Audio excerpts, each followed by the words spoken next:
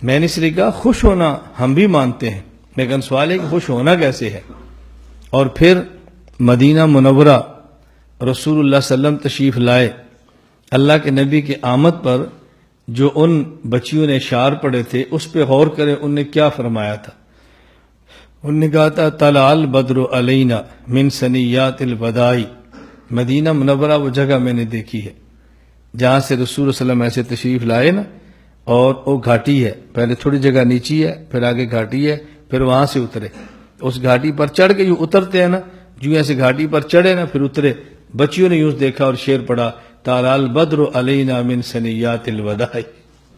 وہ دیکھنے والا منظر ہے، لیکن یہ تب ہے جب کوئی بتانے والا بھی ہو نا یہ جگہ کون سی ہے۔ بتانے والا نہیں ہوتا تو لوگوں کو پتہ نہیں چلا۔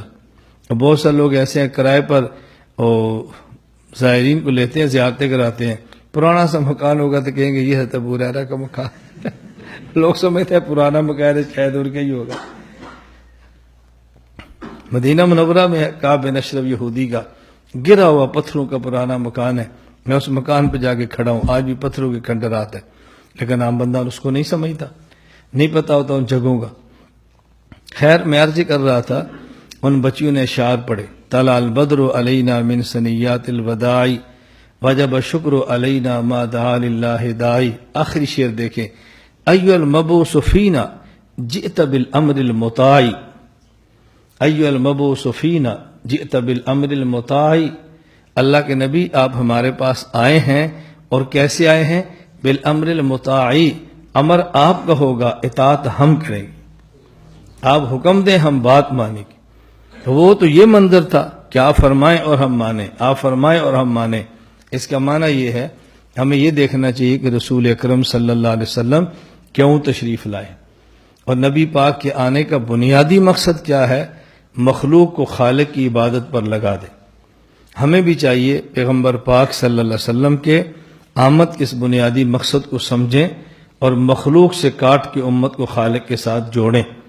اور مخلوق سے کاٹنے کا یہ مطلب نہیں ہے کہ شوہر کو کہہ دے بیوی سے الگ ہو جائے، مخلوق سے کٹ جائیں، بیوی سے کہہ دو شوہر کو چھوڑ دیں، مخلوق سے کٹ جائیں، اور بچوں سے کہہ دو باپ سے الگ ہو جائیں، کٹ جائیں۔ کاٹنے کا مطلب یہ نہیں ہے، کاٹنے کا مطلب کیا ہے؟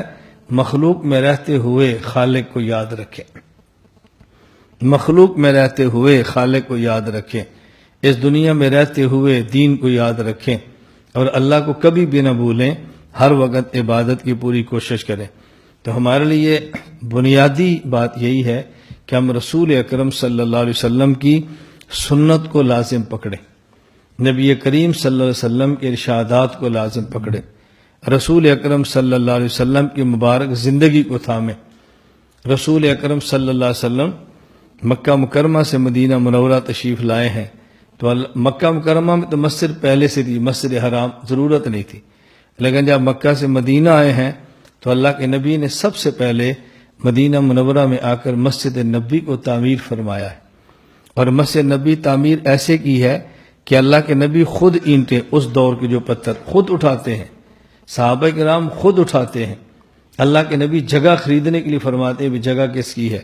سہل اور سہیل دو صحابی ہیں، وہ اپنی جگہ پیش کرتے ہیں تو حضور نے فرمایا نہیں، مفت میں نہیں لیں گے، ہم قیمتاً لیں گے۔ حضرت عثمان پیسے دیتے ہیں، اللہ کے نبی جگہ خرید رہے ہیں، تو رسول اللہ صلی اللہ علیہ وسلم نے پہلے مسجد نبی کی تعمیر فرمائی ہے۔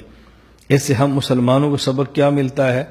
کسی بھی علاقے میں نئی بستی بنائیں، کسی بھی علاقے میں کوئی ٹاؤن بنائیں، کسی بھی علاقے کے اندر کوئی رہائشی تعمیرات کریں تو سب سے پہلے مسجد تعمیر کرنی چاہیے، باقی گھروں کی تعمیرات بعد میں ہوں، پہلے مسجد تعمیر۔